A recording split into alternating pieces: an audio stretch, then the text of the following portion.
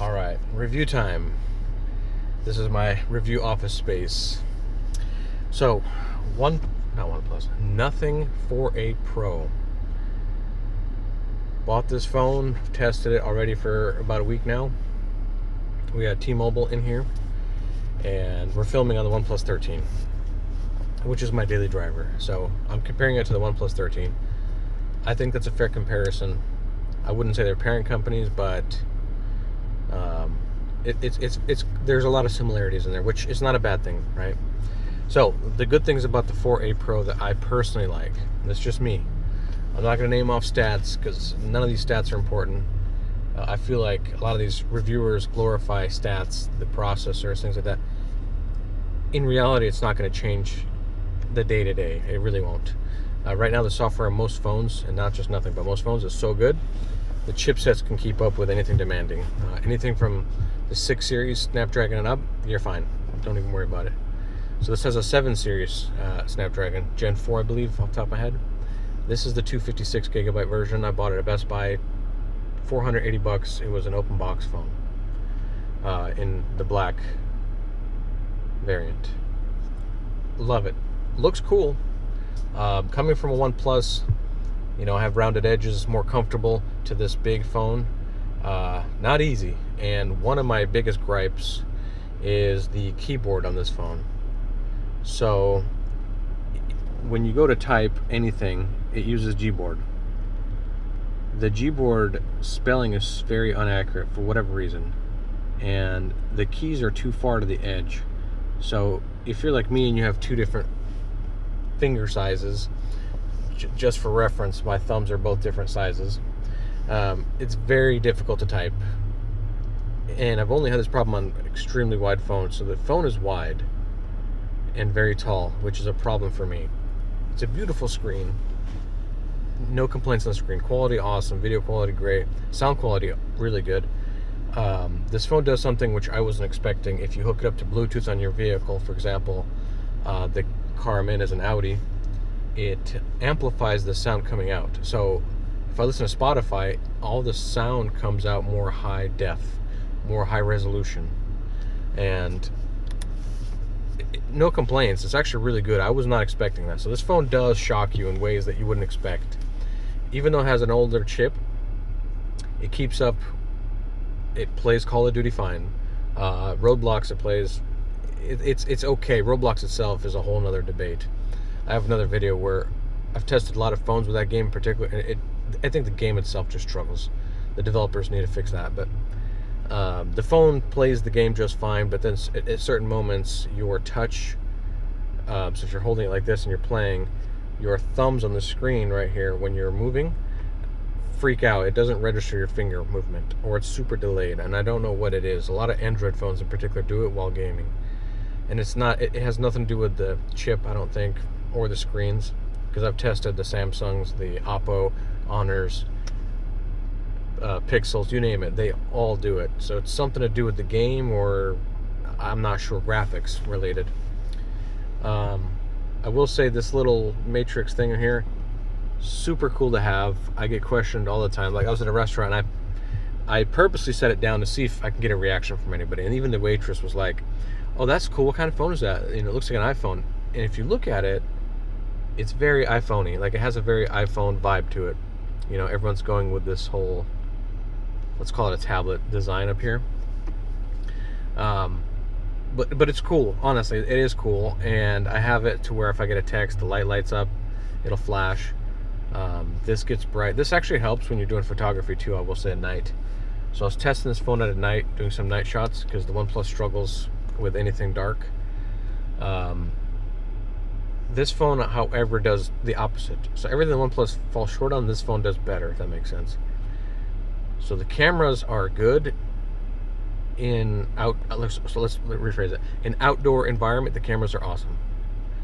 In indoor environment, it does struggle a bit because, for example, if you lock onto something, like I locked onto a drink, instead of focusing on the drink, it locked onto the bottle of ketchup next to the drink.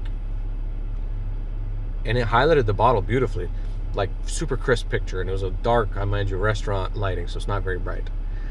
It struggled and I've tried it many different ways, and it still can't focus on the object that you click on, that you lock onto. That's one of my gripes. I'm sure they'll fix it. I've read on the forums that nothing is working on upgrading things and stuff like that, and they do come out with updates. They do, slowly improve certain bits.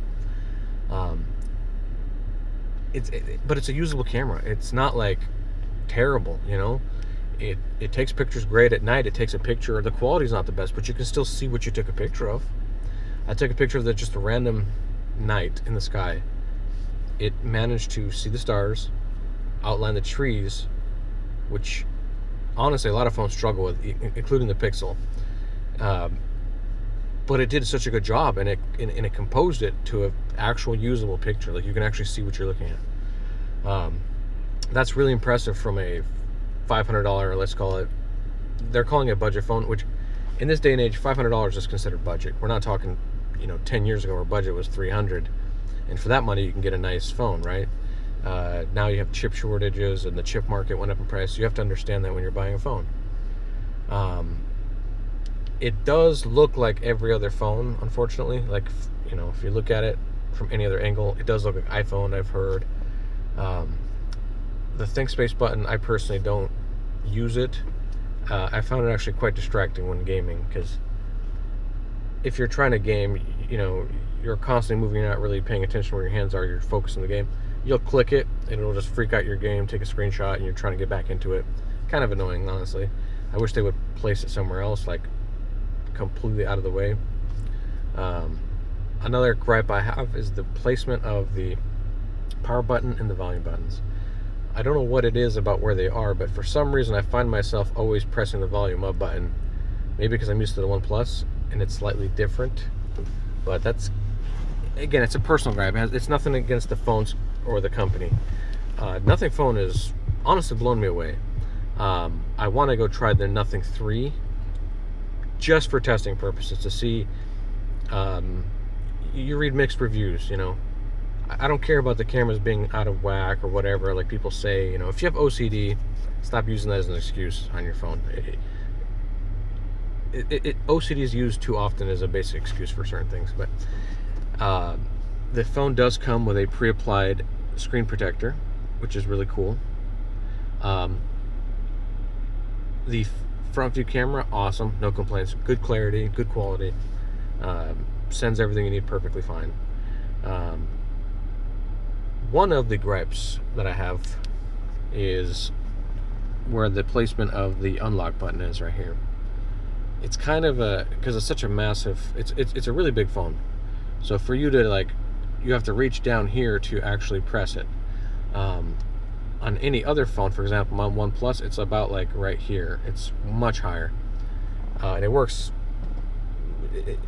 It does work. There's no complaints. Every time you press it, it'll unlock it. The software is really good. Reminds me of OnePlus when they were, first in their early stages, when they were actually good. But it's been awesome. I mean, the usability of this phone's great. Zero complaints. The music's good. The battery on this thing, let me tell you something. The OnePlus has a 6,000 milliamp hour battery. This has, I believe, 52 or 55. I didn't look at the stats. I just kind of researched the phone throughout the week. Even at 5,000, it performs phenomenal. You can game, you can be on it all day long, music all day long, and I tested this. I had music on all day long, YouTube, Instagram, and it didn't struggle. At the end of the day, when I unplugged this phone, it was at 44%. So full day's use at 44% is extremely impressive. That'll put many phones to shame. Samsung being one of them. But we won't go there. That's for another video, where I have a personal gripe with Samsung in general. But that being said, USB Type-C. I was using this phone with T-Mobile, PDX era to be exact, and phenomenal. There's an option on this phone where it's a standalone 5G option. So when you enable it, let's see if I can do it right here. I don't have a SIM card inserted currently because I'm using it in my phone that I'm recording with right now. There's an option on here. I don't know if, I can enable it. There's an option here for standalone 5G. You just click it when you go to your mobile settings, what it does is it locks in 5G, and it stays on 5G, and it's so good. So where I live in the mountains and the woods, and reception is usually pretty spotty for the most part. With this phone, I don't know what it is. I did a couple speed tests, blew me out of the water, and the speed test on this phone I trust. It was very fast, very accurate, and very stable. It never fell from 5G to 4G ever. Only in like a really tight spot where no cell phone company works, it'll fall down to 4G. But even then, it still works, and I can't explain why. It doesn't make sense. The Snapdragon 8 Elite, which is on the OnePlus, it struggles. It hunts for networks constantly. So you can be mid surfing Instagram and it's in 5G, and then it goes 5G UW, and then goes straight to 4G. When it switches, it lags and glitches. This phone doesn't do that. Like the software with the networking, it's integrated so freaking good in this phone. Honestly, I bought this phone just as kind of for testing, to replace the OnePlus. And I would, honestly, but I can't justify letting go of the OnePlus. That's the only downside for me personally. Otherwise, I'm happy with the company. The CEO, I always watch his videos. He's always talking about, how they're going to do this and this and this. And for the most part, I've seen it. Like, they're doing good. And I absolutely love this little camera design right here. That's the coolest thing ever. You get so many people ask you what kind of phone it is because they have no clue, and you say nothing. They're like, "What?" I'm like, exactly. That's the point. It engages in conversation. I'm just impressed with this phone overall. Like, there's very little gripes. It's personal gripes. Every user is different, but the screen is great. The real estate on the screen is awesome. I mean, it's edge to edge. You can't complain. I have it on colorful right now. You can also do just all black and white. Personally, I turned it off. It was tripping my eye out, so I need the colors for me. But it works great. There's no lag at all. Like, it's extremely responsive, extremely quick. Zero complaints. Facebook works good. Facebook has an issue, and I don't think they're ever going to fix it. When you open it and you're swiping, it kind of delays the screen. This phone does it, but it does it in such a fashion where it's not as noticeable. It's hard to explain. It's just a super well-built phone. Quick charge, so it charges fast. The cameras are usable. It's not like the cameras, like a lot of budget phones, the cameras are unusable. This is the opposite. Camera's usable. The antenna on this thing, when you enable that 5G standalone, especially with T-Mobile, awesome results. Like, I had connections in places where I would lose service immediately. Like going into a store, you can't blame T-Mobile for it. It's not T-Mobile's fault. It's just the way the phones are built, with the antennas being on the outside. This phone kept the service, and it still blows me away. Like, I don't want to get rid of this phone, honestly, but I have no use for it. It's just good. The call quality is phenomenal. It has voice over LTE option, so with AT&T and T-Mobile, no problem. I haven't verified with Verizon. I had trouble with Visible Network trying to load the IMEI in here. Visible said no, they don't recognize the phone, so they didn't want to connect. That's, again, it's a personal thing. If you have Verizon or Visible, probably not the phone for you, because it's not going to work more than likely. And I've tested it. I've tried with Visible. I got on their website. I tried to troubleshoot. It doesn't recognize it. Just won't connect, which is a shame, because from what I understand, this phone will work on their network. It's compatible, but it is what it is. I've tested this with T-Mobile and Boost, which Boost I believe is AT&T and T-Mobile. Phenomenal. Zero fault, zero lag. I've had a couple of people just play with it, kind of messing with it. They all compare to an iPhone, which, I'm not going to say iPhone's the standard top dog. I personally don't think that. I can't be sold on a device that never changes. I'm sorry, I just can't do it. Android for life. That's just how I am. Everything's been Android for me. I've tried iPhone a few times, never again. I can't do their OS. Just honestly, like, I can't find anything to blame this phone or fault it in any way. Charging is great. The lighting is cool, because at night when you charge it, it does have a little, right now I have the moon. It lights up here. These little LEDs change. It gets bright. It's just convenient, honestly. And then like when say you're driving or something and you drop your phone, it's always lit, so you know exactly where it's laying or whatever. And it happens, and it's just a small things like that. I appreciate the design. This is my first, I'm gonna call it slab phone, meaning flat, without curve. So I've tested a few phones out this year. This phone in particular, I don't know. I would recommend people go to Best Buy. This is where I got this phone, and they have them on display. I would play with it on display, see if you can, see if you like it, feels comfortable, and I'd buy it because honestly, it's not that expensive. For $500 for 256 gigabytes, it's not a bad phone. I mean, it works. There's literally nothing you can blame it for. I've heard some complaints online that they say that this phone doesn't have wireless charging, which, I mean, to be real, most people will never use it. It's a very slim chance. Very, very, very few people actually use it. I've read a statistic on it, like it was a very small number of people who actually use that feature on their phones. And the cool thing is, without it, I feel like, this is me personally, when you're gaming or doing something that requires you to video edit or whatever, that uses a lot of processing power, the phone gets hot. That coil isn't in the way. The coil doesn't get hot. So on the OnePlus, for example, it will get hot while even doing basic stuff or using the camera, even, for example, because that coil gets so hot and you're radiating so much heat from your hands. This phone doesn't do that, and to my knowledge, there's no thermal strip in here, nothing like that. So I'm honestly shocked. Like, I put it through its paces.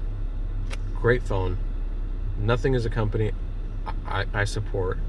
I will recommend this phone easily, because if you compare it to any phone out currently, like, what's the competition, honestly? The Pixel phones, I wouldn't say they're competition until Pixel fixes their processing power, their overheating, the network issues. I don't consider that a competition.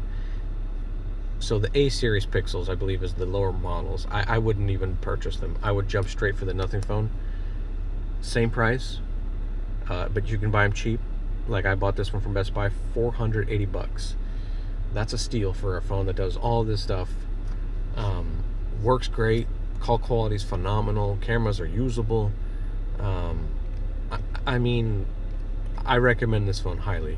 The Samsung phones, I have an S25 right now personally that I was using, couldn't do it. I don't know, something about Samsung's OS, I don't really like it. And the fact that the cameras in the Samsung, honestly, are overhyped, in my opinion.